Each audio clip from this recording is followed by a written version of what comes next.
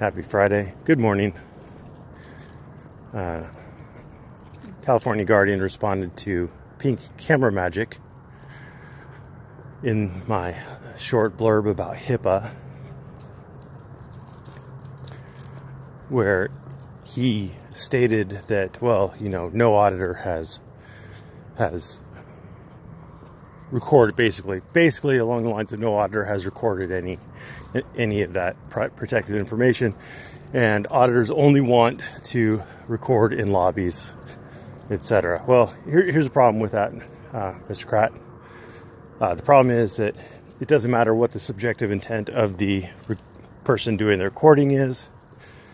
It matters if they catch unauthorized information on their recording.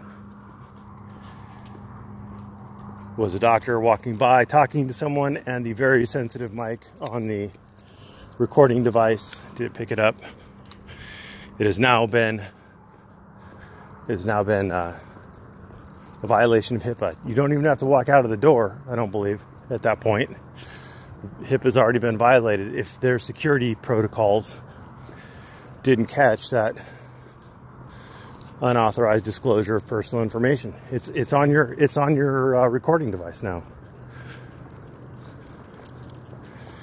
Would that involve jail time for him? No, but it may involve a fine. And surprisingly enough, people and companies are deterred from catching needless fines. So there you go. And I hate to break this to you, Mr. Kratt, but auditors aren't the most trustworthy lot of people from my experience. Hashtag not all, but there's quite a number of them that are very welcome, or very prone to lying. Like Earl. Earl's a liar. He's a flat out liar. He's an auditor. Even if it wouldn't be a violation for him just to accidentally catch conversation or accidentally capture an image that was protected by HIPAA, why should they trust him? You're being silly. You're not thinking clearly, Mr. Kratt. Second thing is, Granite State Harpy posted somebody else's video. There's two things that I find interesting. One is the, I don't know if anybody else paused it to read it, but the leaked Rhode Island Fusion Center document. Boy howdy, number one, it's accurate, and number two, it throws auditors in with sovereign citizens. Congratulations, boys, you did it. If anybody has a copy of that, I'm looking for it. If you could either put it in a link down below, a copy to it, the unredacted full version of it, not the edited version that we only saw part of in Granite State's video. That'd be great. I'd love to read it in its entirety, unedited. Hi, did you find a squirrel? The other thing is, it's kind of uninteresting at this point for me, is the guys in the video, they were stupid. If you read Rhode Island's trespass law, it's 114426.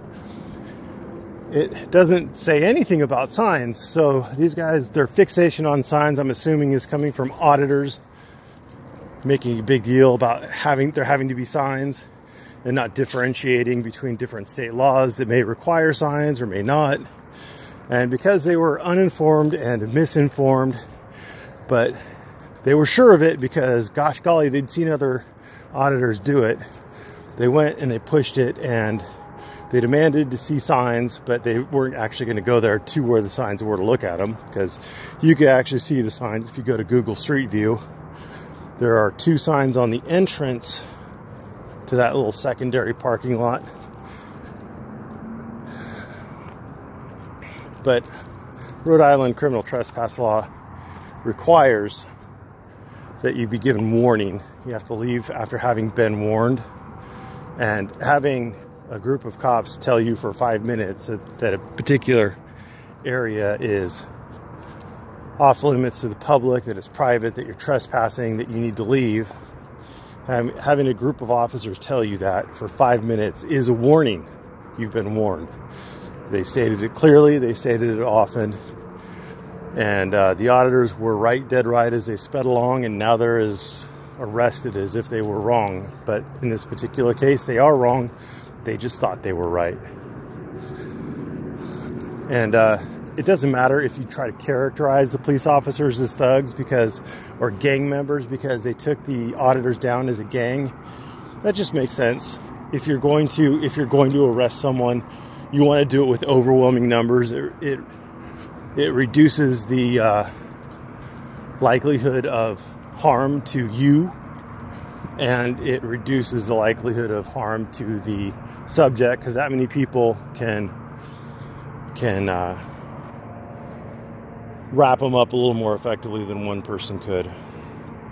2 dogs, one on either side of the fire hydrant. I don't know if you can see it, but what often happens, oh, now she's between him and the fire hydrant, and it was almost a pee on the head moment.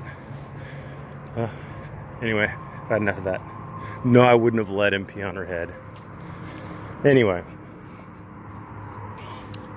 yeah, so when you try to make out those officers as the bad guys, here's what the rational public sees. The rational public sees 2 guys trying to argue to be in a parking lot, for fuck's sake,